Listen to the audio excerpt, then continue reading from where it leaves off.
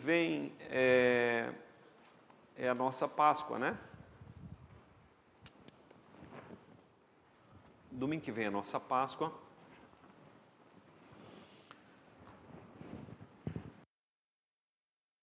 Lembrando que a Páscoa bíblica, ela aconteceu na sexta-feira. Então, a Páscoa mesmo deveria acontecer na sexta, né? Domingo aconteceu o quê? A ressurreição, né? Então, nós cristãos, nós acabamos aí mudando, isso confunde às vezes o entendimento de algumas pessoas, né? Se o Cordeiro morreu na sexta, então por que a Páscoa é no domingo? Então, a Páscoa mesmo acontece na sexta-feira e no domingo nós temos a ressurreição. Lembrando que a nossa Páscoa no Novo Testamento é a Santa Ceia. Nós não celebramos mais a Páscoa judaica. Até porque não somos judeus, né, para celebrarmos a Páscoa judaica. Mas o nosso culto, né, o nosso culto na Páscoa será domingo que vem, às 7 da manhã. Nós teremos aqui o culto com Santa Ceia e depois teremos o café da manhã. À noite nós não vamos ter a Santa Ceia, vai ser só na parte da manhã, porque à noite nós vamos ter a cantata do coral Davi. Vamos ter muitos visitantes na igreja, temos orado por isso, e então só esse detalhe aí, a nossa Santa Ceia será domingo 7 da manhã, e nós não teremos escola dominical. Então vá avisando aí os irmãos, porque sempre tem um que chega às 9, né, para a escola dominical, a hora que o pessoal está terminando o café e indo embora. Meus irmãos, João capítulo de número 4, o nosso tema, a água da vida e uma vida transformada.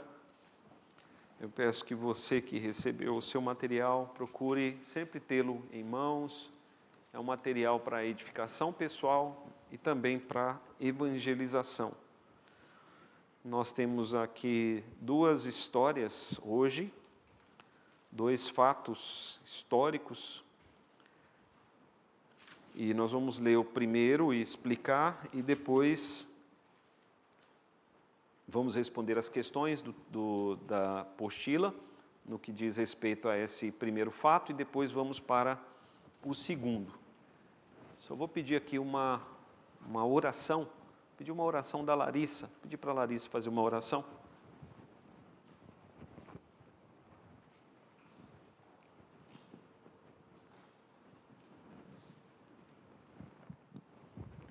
Senhor nosso Deus, nos colocamos diante de Ti neste momento, Pai, te agradecendo por esta linda manhã que estamos aqui, pelo privilégio, Pai, de estarmos aqui em Tua casa nesta manhã.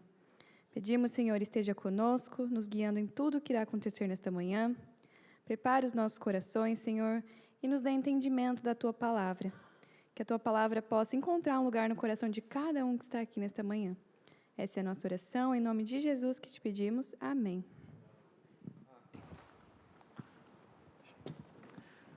Meus irmãos, a água, a vida e uma vida transformada, João capítulo de número 4.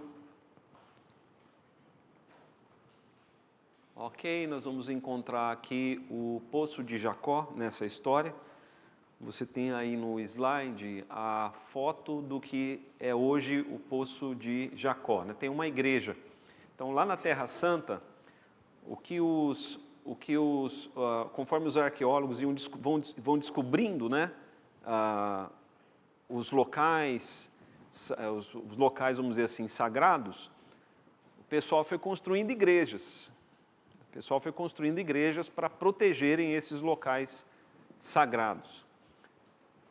Então, por volta de 1881, a Igreja Ortodoxa Grega adquiriu o lugar e depois de muitos anos concluiu a construção de uma igreja sobre o local. Então, se você um dia for visitar essa região, vai ver que tem uma igreja, né? E dentro dessa igreja, o que é o Poço de Jacó.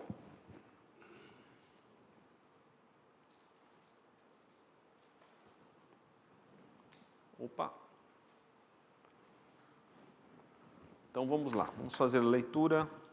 Vou fazer uma leitura e conforme eu for lendo, vou explicando o texto aos irmãos. Os irmãos podem ir anotando aí esse material, um material que você pode fazer anotações, o quanto quiser, não só onde estão as perguntas, mas também nas laterais aí, nas bordas, né, das páginas. Capítulo 4. Quando, pois, o Senhor veio a saber que os fariseus tinham ouvido dizer que ele, Jesus, fazia e batizava mais discípulos que João, se bem que Jesus mesmo não batizava, e sim os seus discípulos, deixou a Judéia, retirando-se outra vez para a Galileia. Então nós vemos aqui um movimento de Cristo, né? Cristo vai saindo da Judéia e indo para a Galileia. Por que Jesus faz esse movimento? Ele faz esse movimento por causa da perseguição ali dos fariseus. Jesus, ele tinha que cumprir seu ministério, se ele permanecesse ali na Judéia, ele, vamos dizer assim, morreria antes do tempo. Então ele faz esse movimento da Judéia para a Galileia. Versículo de número 4 diz assim: e era-lhe necessário atravessar a província de Samaria. Então, essa palavra que aparece aí por necessário, meus irmãos, nós sabemos que a Bíblia é uma tradução, o Novo Testamento é uma tradução do grego, no nosso caso aqui, do grego para o português. E essa palavra que aparece aí como necessário, ela não é uma boa tradução. Por quê? Porque havia outro caminho pelo qual Jesus pudesse chegar ali na Galileia. Havia outro caminho, tanto que ele já tinha ido, né, da Galileia para a Judéia e não tinha passado por Samaria. Então, a palavra que aparece aí como necessário, no original grego, é forçoso.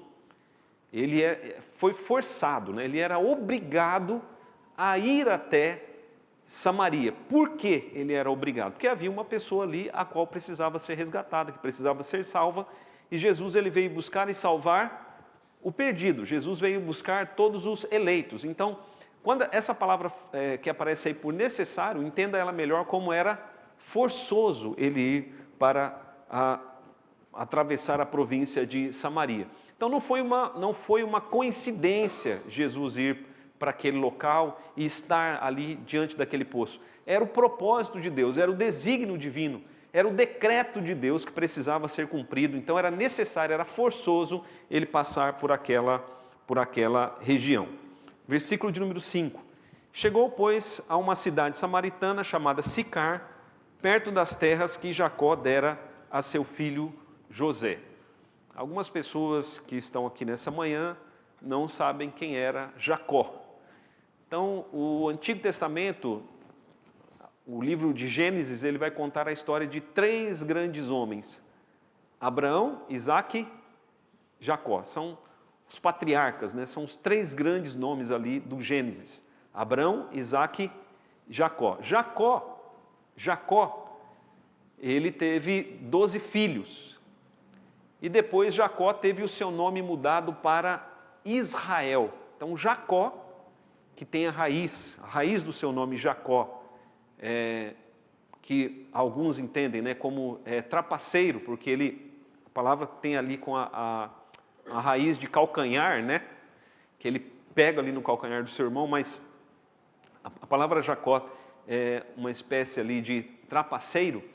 Esse Jacó, ele vem depois, de fato, a ter um encontro com Deus, e ele passa a ser chamado de Israel. Israel significa o quê, meus irmãos? Quem sabe? O que significa Israel? Campeão com Deus. É isso que significa Israel. Então Jacó tem seu nome transformado para Israel, e os 12 filhos de Jacó, depois os nomes dos 12 filhos de Jacó serão dadas às 12 tribos de Israel. Então ele é uma figura muito importante para os judeus, uma figura muito importante para os israelitas. Verso de número 5.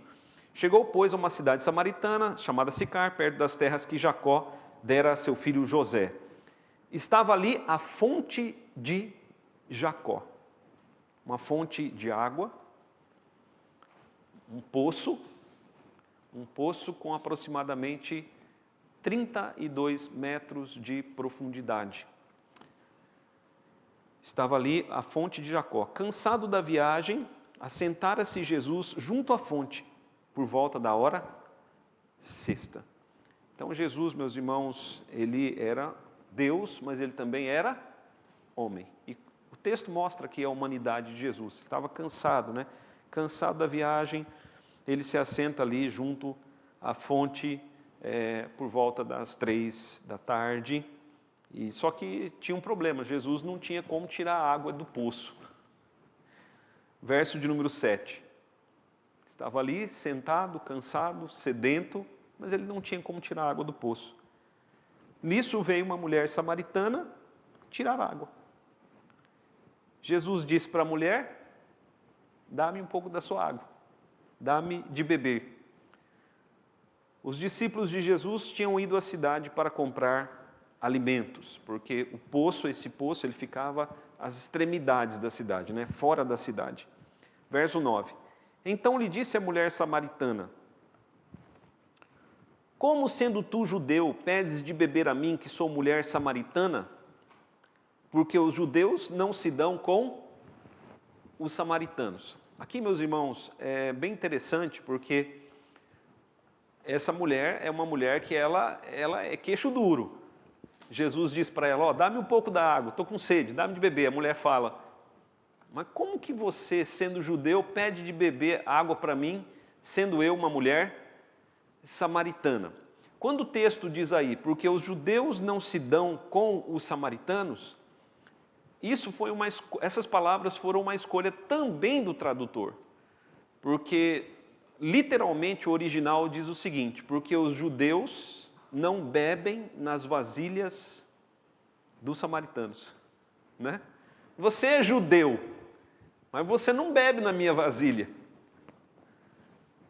Os judeus não bebem nas vasilhas dos samaritanos porque eles consideravam os samaritanos um povo imundo, por causa da situação ali política, né? Então, como que você quer beber na minha vasilha, sendo se você é um judeu? Ela falou a verdade, né, para Jesus. Veja o que Jesus disse para a mulher. Replicou-lhe Jesus: se conheceras o dom de Deus. Se você puder, tiver uma régua aí, grife essa frase aí: o dom de Deus. Se conheceras o dom de Deus. O dom de Deus aí, meus irmãos, pode representar muitas coisas, mas certamente 3 coisas representa. O dom de Deus representa aí o próprio Jesus, o Filho de Deus. Jesus está dizendo para ela: se você me conhecesse, se você conhecesse o dom de Deus. João 3,16, nós já lemos, diz o quê? Porque Deus amou o mundo de tal maneira que Ele deu seu Filho unigênito, o dom de Deus. Se conheceras o dom de Deus. O dom de Deus aí representa também a salvação, a vida eterna, porque a salvação, ela é o quê, meus irmãos? Um dom de Deus. A salvação, dom, entenda-se dom por aquilo que é dado gratuitamente, até imerecidamente. E Jesus, a salvação é um dom de Deus, ela não pode ser vendida, não pode ser comercializada, ela é simplesmente dada. Então Jesus é o dom de Deus, nele está a salvação, Ele é a própria salvação, o dom de Deus é a salvação, e o dom de Deus também pode ser entendido aí como o Espírito Santo de Deus. Por quê?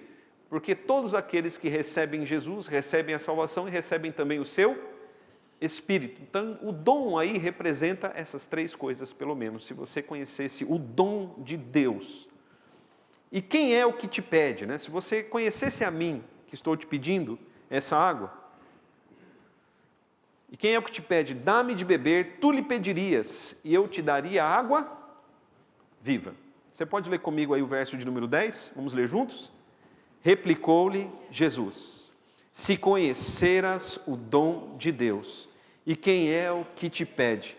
Dá-me de beber, tu lhe pedirias, e eu te daria água viva. Então Jesus está dizendo para ela: olha, eu estou te pedindo, mas se você soubesse quem eu sou, é você que me pediria. Seria o contrário. Você me pediria e eu te daria água viva. A expressão água viva, aí, meus irmãos, naquele contexto, né, poderia ser entendida como água da nascente. Água da nascente. Água viva aí é água da nascente. Então, nós temos, por exemplo, os rios. Quando você vai beber uma água do rio, você não está bebendo uma água viva, mas quando você vai na nascente, ali é água viva. Água viva significa aí aonde a água nasce, aonde tudo nasce, aonde tudo surge. Jesus está dizendo para ela, se você soubesse quem é que está falando com você, você pediria e eu te daria água direto da nascente, água viva. A mulher, ela retruca mais uma vez para Jesus. Primeiro ela já disse para Jesus, né? Você nem vasilha tem e o judeu não bebe na vasilha do samaritano. Versículo de número 11. Respondeu ela, Senhor, tu não tens com que tirar a água. O poço é fundo. Onde, pois, tens a água viva? Como é que você vai tirar a água lá da nascente? Nem a água do poço você não consegue tirar, né? Ali é onde a água já está empoçada. Como é que você vai lá no fundo do poço e vai tirar a água lá da nascente? Nem vasilha você tem. Versículo 12. És tu, porventura, maior do que Jacó, nosso pai, que nos deu o poço do qual ele mesmo bebeu, e bem assim seus filhos e seu gado? É porque Jesus, de certa forma, meus irmãos, se engrandeceu diante da mulher. E Jesus, quando Jesus se engrandece, não é porque ele é vaidoso, é porque isso é uma realidade. Ele realmente é grande. Porque ele disse para a mulher, se você me conhecesse, a mulher fala para ele, mas você é tão grande assim? Você é maior do que Jacó, que fez o poço, o nosso patriarca? Desse poço bebeu Jacó, seus filhos, o gado de Jacó. Você é maior do que Jacó? Quase que ela falou para Jesus, né? Onde é que está o seu poço? Versículo de número 13.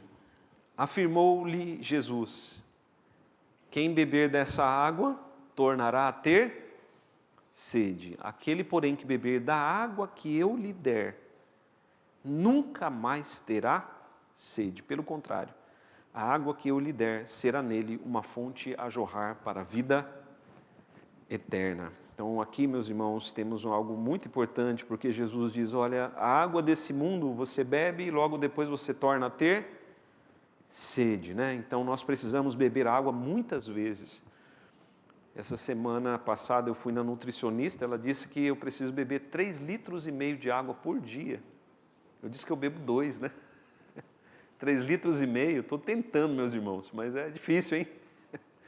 Diz que para o corpo é necessário.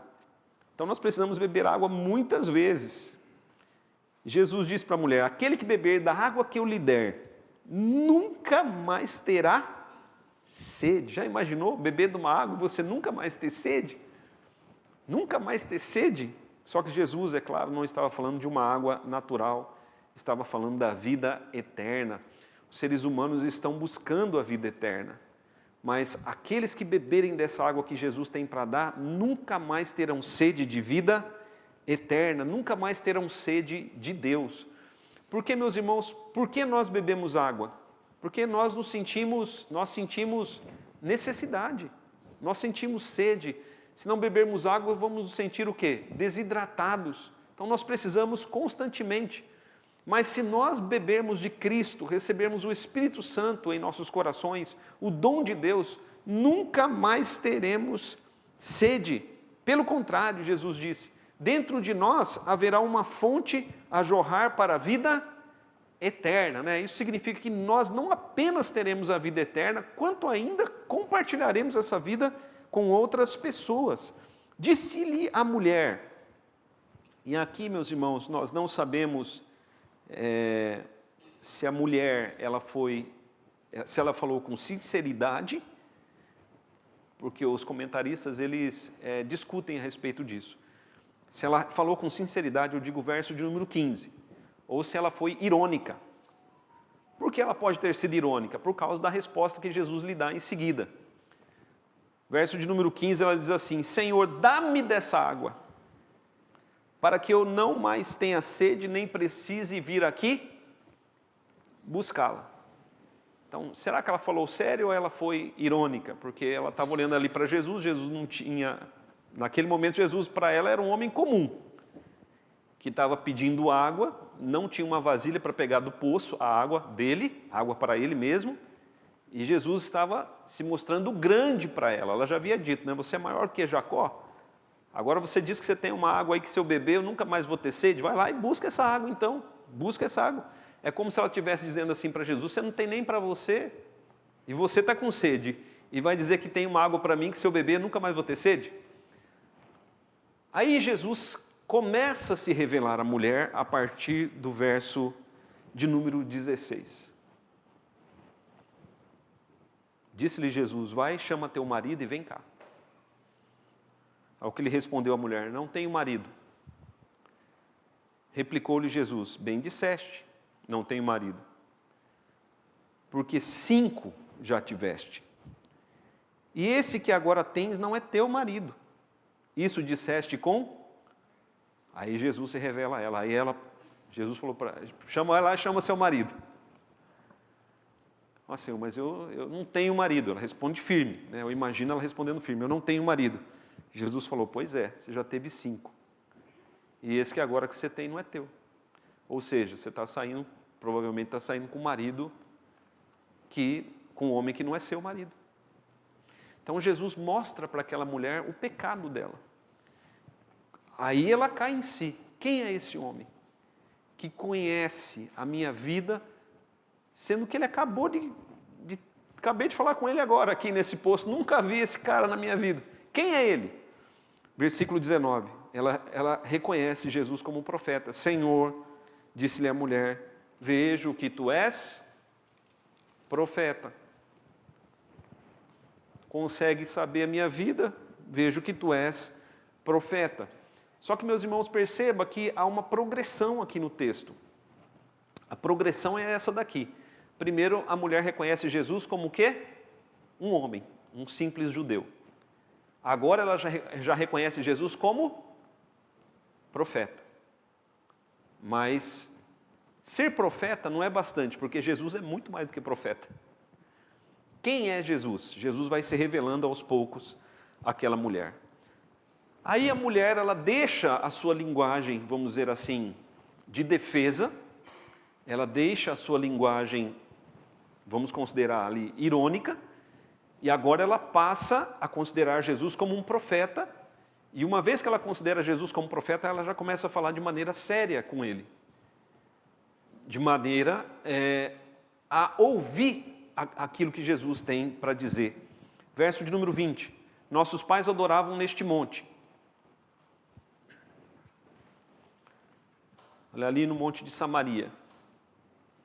Vós, entretanto, dizeis que em Jerusalém é o lugar onde se deve adorar. Então, repare aqui um ponto importante, meus irmãos, porque naquela época, diferente de hoje, naquela época havia um lugar de adoração.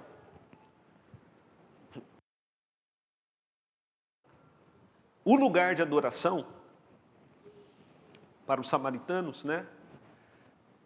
Era o monte ali em Samaria, e o lugar de adoração para os judeus era lá em Jerusalém. Havia o local de adoração. Então, para se adorar, era preciso se dirigir até aquele local. E isso era tão determinado que se o judeu tivesse em qualquer lugar do mundo, se ele quisesse realmente adorar, ele tinha que ou se voltar para Jerusalém, ou ele tinha que ir para Jerusalém. Disse-lhe Jesus, mulher, podes crer-me, verso 21, mulher, podes crer-me, em que a hora vem, o momento vem, quando nem nesse monte, nem em Jerusalém, adorareis o Pai. Vós adorais o que não conheceis, nós adoramos o que conhecemos, porque a salvação vem dos judeus. Mas vem o momento, vem a hora, e já chegou, em que os verdadeiros adoradores adorarão o Pai em espírito e em verdade, porque são esses que o Pai procura para seus adoradores. Olha, meus irmãos, Jesus disse para ela, olha, vai chegar um momento, uma época, em que Deus não vai precisar ser adorado, nem aqui em Samaria, nem em Jerusalém, que é o local correto de adoração. Jesus diz para ela, o local correto de adoração é lá em Jerusalém, mas vai chegar um momento em que Deus poderá ser adorado por qualquer pessoa, de qualquer lugar, em espírito e em verdade, né?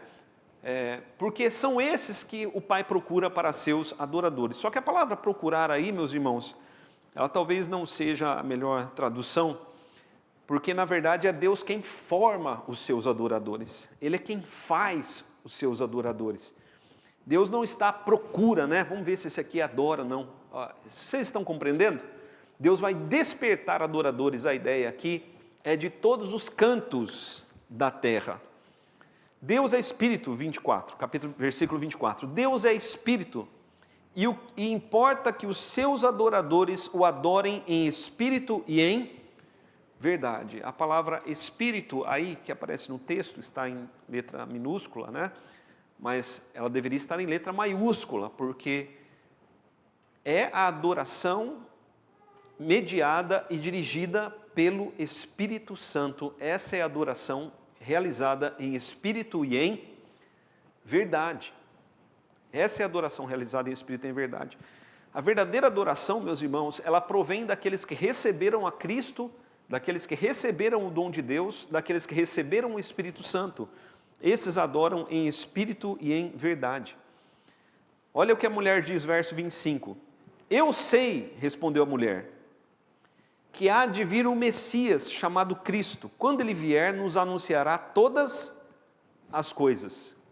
Disse-lhe Jesus, eu o sou, eu que falo contigo. A mulher disse, vai chegar um momento que vai vir o Messias, e o Messias vai nos ensinar o que a gente precisa saber sobre adoração. Jesus diz o que para a mulher? Eu sou o Messias. Então vê, meus irmãos, a progressão. Jesus é um homem, ela via Jesus como um profeta, agora ela passa a pensar em Jesus como o Messias. Quem é o Messias? O Messias é o Salvador prometido. O Messias é aquele que viria para redimir a Israel e para formar um povo santo para Deus, de pessoas de todas as nações da terra. Então Jesus diz, olha, eu sou o Messias, eu estou te ensinando isso. O Messias vai ensinar, eu estou te ensinando isso porque eu sou o Messias. Verso de número 27, nesse ponto chegaram seus discípulos e se admiraram de que estivesse falando com uma mulher. Todavia nenhum disse, né, que perguntas, ou por que fala com elas? Por que falas com ela? Naquele momento, veja o verso 28, quando Jesus disse para ela, eu sou o Messias, o que a mulher fez? Deixou ali sua vasilha de água, não deu a água para Jesus, né? Deixou a vasilha ali, ela ficou tão impactada, né? Ela deixou a vasilha ali, foi à cidade e disse àqueles homens, que são os homens da cidade, vinde comigo e vede um homem que me disse tudo quanto tenho feito. Será ele, porventura, o Cristo? Saíram, pois, da cidade e vieram ter com Jesus. Agora você imagina aí um espaço, né? Um espaço de tempo entre o tempo que a mulher deixou o seu cântaro, que ela foi na cidade, a cidade era uma cidade pequena, ela falou com os homens da cidade, olha, eu encontrei um homem que me disse, falou toda a minha vida e ele disse que ele é o Cristo. Ela era uma mulher comunicativa, né? Os homens da cidade vieram com Jesus. Então imagine esse espaço de tempo, imagine que Jesus estivesse lá na entrada da nossa cidade, lá no Rancharia Clube. A mulher deixa o cântaro, vai até o final da nossa cidade, esse espaço de tempo, né? Que ela foi até lá, deve ter demorado pelo menos umas 2 horas. Nesse espaço de tempo, olha o que aconteceu. Jesus teve uma conversa com os seus discípulos. Versículo 31. Nesse inteirinho, os discípulos lhe rogavam, dizendo, mestre, come. Mas Jesus disse, uma comida tenho para comer que vocês não conhecem.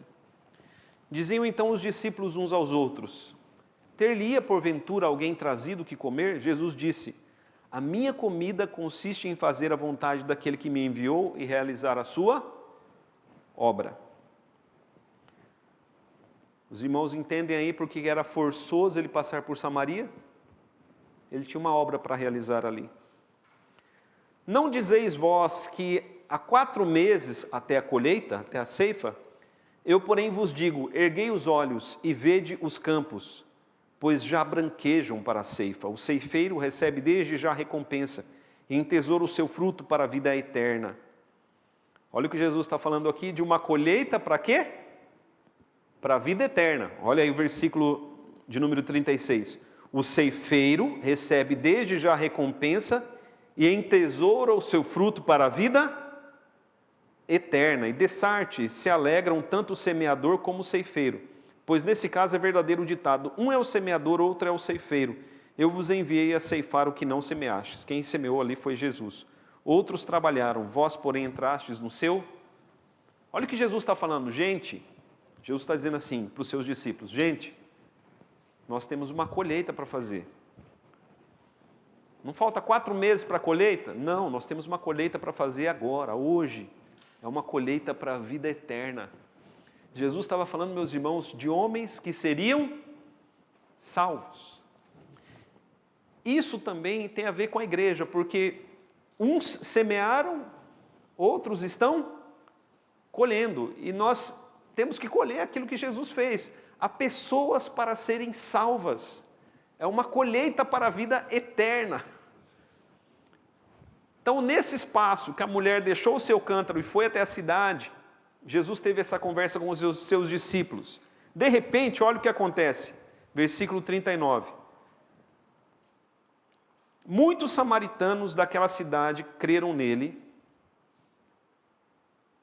em virtude do testemunho da mulher que anunciara, ele me disse tudo quanto tenho feito. Vindo, pois, os samaritanos ter com Jesus, pediram-lhe que permanecesse com eles e ficou ali 2 dias. Muitos outros creram nele por causa da sua palavra e diziam à mulher, já agora não é pelo que dissestes que nós cremos, mas porque nós mesmos temos ouvido e sabemos que este é verdadeiramente o Salvador do mundo. Nesse intervalo que a mulher deixou o cântaro, foi até a cidade e veio com os homens, Jesus preparou seus discípulos para fazerem o quê? Receberem aqueles homens, evangelizarem aqueles homens, pregarem o evangelho àqueles homens.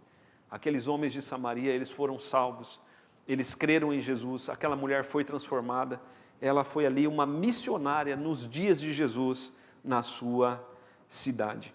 Então, vê, meus irmãos, como Jesus, ele é grande, né? Como ele é maravilhoso. Tudo bem, igreja? Então, vamos lá. Vamos aqui para as nossas questões. Na primeira parte desse capítulo, versículos 1 a 42, temos o diálogo de Jesus com a mulher samaritana à beira de um poço. Leia as passagens abaixo e responda com suas próprias palavras. Em vermelho ali estão as minhas palavras, tá? Você não precisa responder com as minhas palavras, mas pode ser um norte para você, caso você vá evangelizar. Em seus ensinos, Jesus usou várias figuras para ilustrar a vida abundante e eterna. Nesse capítulo, qual delas você identificou? Que figuras Jesus usa, né? A água que sacia a sede eternamente e que se torna, dentro da pessoa que a ingere, uma fonte a jorrar para a vida eterna. Esta água é o próprio Jesus, é a vida eterna, é o Espírito Santo. No diálogo de Jesus com a mulher, ele utiliza a figura da água como ponte para tratar de realidades espirituais e a vida eterna. Versos 5 e 14. Após tirar a atenção da mulher, Jesus lhe oferece água viva. Com base nessa passagem, responda. A quem se deve pedir essa água da qual Jesus está falando? Somente a Jesus, o Senhor. Então, meus irmãos, não tem para quem pedir a água, senão para Jesus. O apóstolo Pedro vai dizer lá em Atos, que não há outro nome pelo qual possamos ser salvos. Só Jesus, só Jesus, só Jesus. Esse é um dos temas da reforma, né? Somente Cristo. É porque querem colocar tantas coisas, tantas pessoas, mas é somente Cristo. Jesus não disse, ó, peça água para fulano, é para mim que você tem que pedir a vida eterna. Quanto custa essa água? Qual o valor a ser pago por ela? A resposta está em Apocalipse capítulo 22, verso 17. Alguém pode ler? Apocalipse capítulo 22, verso 17. Quanto custa a água viva, ou a água da vida, né? Quanto custa essa água? Lembrando que quem fala em Apocalipse é Jesus quem fala em Apocalipse. O Espírito e a noiva dizem, vem, aquele que ouve diga, vem, aquele que tem sede venha, quem quiser receba de graça a água da vida. Quem quiser receba o quê? Mas tem que querer, né? Tem que querer essa água. Essa água é uma água, porque muitos não querem essa água. A água é o próprio Cristo. A vida eterna, não tem como receber a vida eterna sem Cristo. A água é o próprio Cristo, Ele é a vida eterna. Ele veio para o que eram os seus e os seus não o receberam. A gente vê lá no primeiro capítulo de João. Mas todos quantos o receberam, receberam também poder de serem feitos filhos. Mas por que muitos não querem Jesus, né, a água viva? Porque Ele não te dá apenas a salvação, Ele traz também transformação. Ele não apenas perdoa o seu pecado, mas Ele te limpa do seu pecado. E algumas pessoas não querem ser transformadas, não querem ser limpas, quer continuar vivendo como está. E não tem como ir a Cristo e permanecer da mesma forma. Ele transforma, Ele te santifica. A palavra santificar significa separar, né? Ele nos separa do nosso pecado. Mas a água, ela é dada de graça, não tem preço, não tem comércio. É uma água dada gratuitamente. Quais as características dessa água? Versos 10 e 14. Essa água, ela é viva. Lembra o que nós lemos lá em João, capítulo 1? A vida estava nele, ele é a fonte da vida, né? Jesus é a água viva, ele é a fonte da vida. Essa água é viva, sacia a sede eternamente, se transforma em quem a ingeriu. Uma fonte a jorrar para a vida eterna. O que acontece a quem beber dessa água? Verso 14, nunca mais terá sede, terá dentro de si uma fonte a jorrar para a vida eterna. Durante a conversa, Jesus revela e confronta o estilo de vida da mulher. Diante disso, como ela reconhece a Cristo? Como um profeta, né? Lembre-se da progressão. Ela reconhece Jesus como homem, depois como profeta e depois como Messias. Os versos 19 a 30. Vamos falar de adoração. Alguns podem imaginar, né? Pensa aqui comigo na adoração. Alguns podem imaginar um grupo de pessoas cantando, né? Quando a gente fala de adoração, o que as pessoas geralmente pensam? Gente cantando. Mas a adoração na Bíblia não se resume a cantar, meus irmãos. Aliás, naquele tempo a música raramente fazia parte do culto, tá? A adoração consistia em quê? Em arrependimento e fé no momento da entrega de ofertas sacrificiais. A adoração no Antigo Testamento era a base de sacrifício. A adoração hoje compõe, né? Arrependimento, fé, a sua vida no dia a dia. Então, olha só, a sua vida no dia a dia deve ser uma vida de adoração. Então, uma vez, um sapateiro perguntou para Lutero, como faço para servir a Deus, para adorar a Deus melhor? Como faço? O sapateiro deve ter pensado, né? Lutero vai dizer, deixa tudo, né? Vai ser missionário ou vá para um mosteiro. Lutero falou para ele, faça o seu melhor sapato e venda pelo preço justo. Isso é adoração. Os irmãos estão entendendo? Adoração não é aqui na igreja somente. Aqui a gente se reúne para o culto. A palavra culto significa serviço. Para o nosso serviço de adoração. Mas a nossa adoração é dia a dia.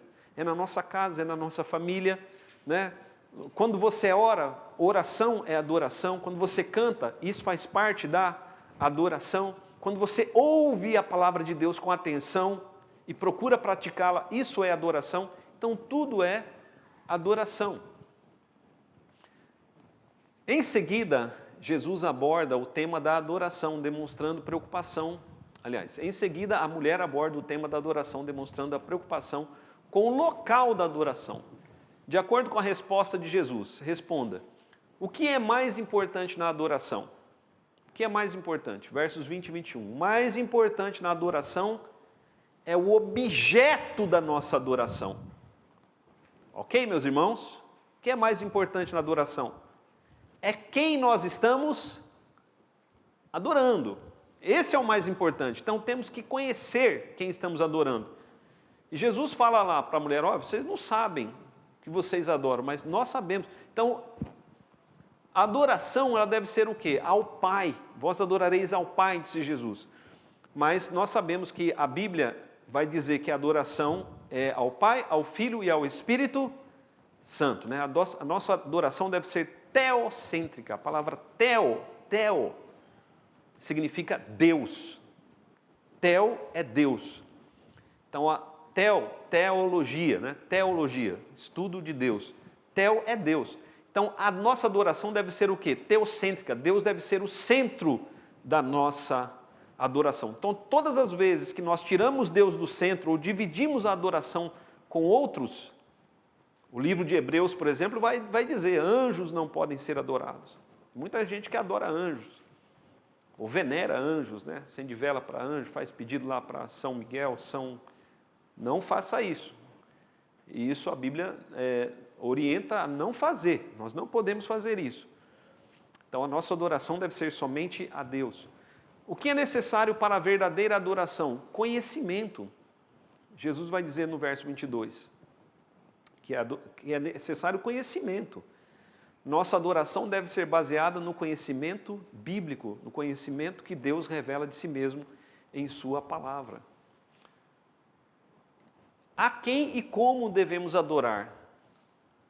Né? Devemos adorar a Deus em espírito e em verdade, que é a adoração realizada por aqueles que receberam o Espírito Santo e têm a vida transformada. Essa é a adoração em espírito e em verdade.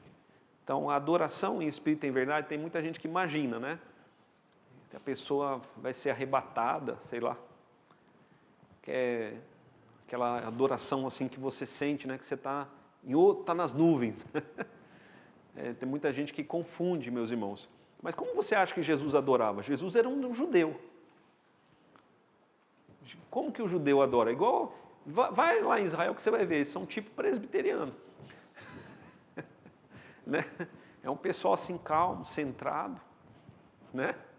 Jesus era um judeu, assim que ele adorava. Mas adoração espiritual não tem a ver com coisas externas que nós fazemos. Mas tem a ver com uma adoração interna, que flui do coração. É um coração transformado, moldado por Jesus. Aí se encontra a verdadeira adoração. Porque a pessoa pode chegar aqui e cantar muito belamente, mas ela não tem uma vida que é de conformidade com a palavra de Deus. Foi o que Jesus falou para a mulher lá, olha, você tem que consertar a sua vida. Você tem já 5 maridos, esse que você tem agora não é seu. Os irmãos estão entendendo? Então, Jesus veio para transformar aquela mulher e Ele transforma a nossa vida. Jesus não condenou aquela mulher, mas Ele procurou direcionar aquela mulher a uma nova vida. A quem e como devemos adorar, né? A Deus Pai, verso 23 diz. E o Deus Trino, com suas próprias palavras, responda o que você entende por adorar a Deus em espírito e em verdade. Coloquei as minhas palavras. Adoração prestada por todos aqueles que receberam o Espírito e que caminham na verdade de Deus, que é Jesus. É a adoração baseada no ser nova criatura e não no local. Que a adoração baseada em locais é o quê? Misticismo. Tem gente que acha assim, se eu adorar em tal lugar, sabe que a unção do lugar, né? Meus irmãos, não existe mais unção de lugar. Se teve um lugar ungido, um lugar só ungido na terra, foi onde? O templo de Jerusalém. Nenhum mais local foi ungido por ninguém. Primeiro o tabernáculo de Moisés, que teve os móveis ungidos por Moisés. Quantas vezes Moisés ungiu os móveis do tabernáculo? Uma vez. Depois ninguém ungiu de novo. Moisés já ungiu, né? Tem gente que unge a porta da sua casa todo dia. A unção vale 24 horas, né? A Bíblia não ensina a ungir casa, não ensina a ungir carro. Só os utensílios do tabernáculo foram ungidos, só. E depois os apóstolos ungiram pessoas para que elas fossem libertadas ou curadas. Coisas na Bíblia não são ungidas, mas vamos lá. Locais, meus irmãos, Deus não está procurando locais de adoração hoje, no nosso tempo. Deus procura o quê? Pessoas em que o seu Espírito habite, e ali, se o Espírito Santo está em nós, ele vai nos conduzir à verdadeira adoração. O que fazia do Templo de Jerusalém um local sagrado para adoração? A Arca da Aliança. A Arca da Aliança representava o quê? A presença de Deus. Aonde Deus está presente hoje? Em todo aquele que crê em Jesus. Ali tem uma arca, né? A Arca da Aliança está dentro de nós. Não tem mais Arca da Aliança. Ela não existe mais. E se ela existir, ela não tem valor nenhum. Se alguém encontrar a arca, não tem valor. Por quê? O valor dela foi até Cristo. Então, quando as pessoas colocam uma Arca da Aliança na frente da igreja, elas estão negando duas coisas. O que Jesus Cristo fez no seu sacrifício, estão dizendo, não foi válido, a gente ainda tem que observar a arca. Estão trazendo uma coisa do Antigo Testamento para o Novo. Isso é misticismo. Tudo bem, meus irmãos, até aqui? Alguém quer falar algo?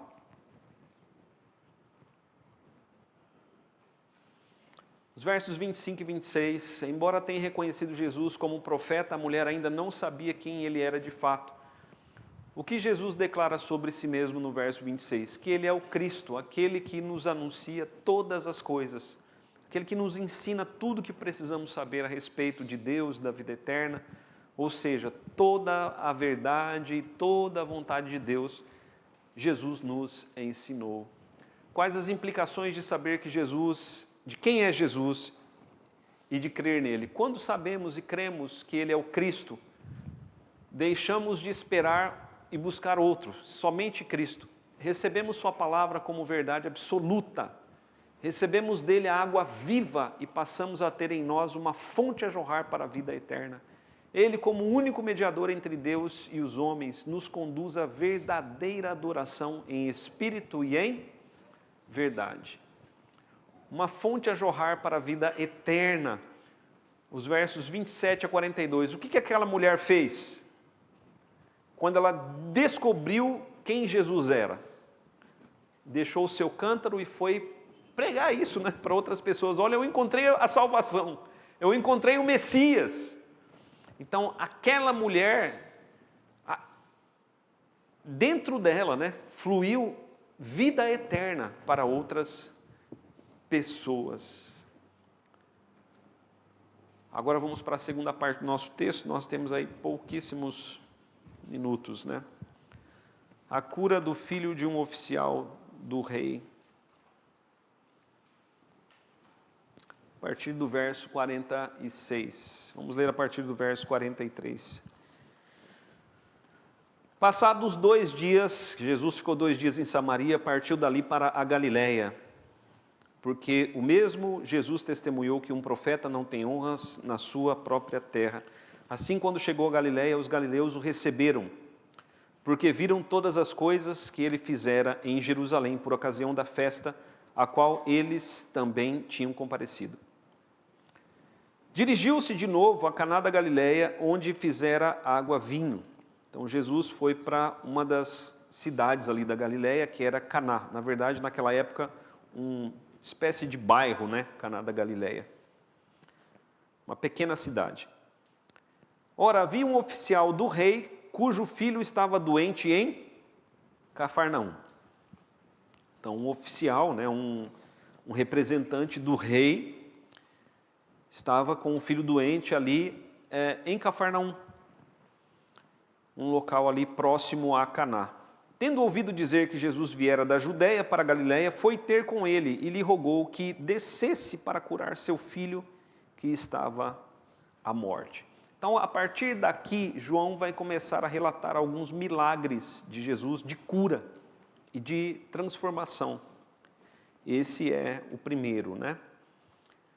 Então, o oficial estava com o seu filho para morrer, ele foi e rogou a Jesus que descesse para curar seu filho que estava à morte. Então Jesus lhe disse: porventura, se não virdes sinais e prodígios, de modo nenhum acreditareis. Rogou-lhe o oficial: Senhor, desce antes que meu filho morra. Vai, disse-lhe Jesus, teu filho vive. O homem creu na palavra de Jesus e partiu. O homem falou para Jesus: Jesus, vem comigo, meu filho está para morrer, ele vai morrer a qualquer momento. Os médicos provavelmente deveriam ter desenganado, reunido a família e disseram: olha, despede aí que... Mas o homem foi, procurou Jesus e falou: Jesus, vem comigo. Jesus falou: olha, está difícil eu sair daqui, né? Se você não vê sinais, você não vai crer. Jesus, vem comigo. Jesus disse: teu filho vive. Teu filho vive. O homem acreditou e foi embora. Jesus não precisou ir na casa do homem. Verso 51. Já ele descia, quando os seus servos vieram ao encontro anunciando-lhe que o seu filho vivia. Então indagou deles a que hora seu filho se sentira melhor. Informaram: ontem, à hora 7ª, a febre o deixou. Com isso reconheceu o pai ser aquela precisamente a hora em que Jesus lhe dissera: teu filho vive. E creu ele e toda a sua casa. Então esse homem levou a salvação para toda a família dele.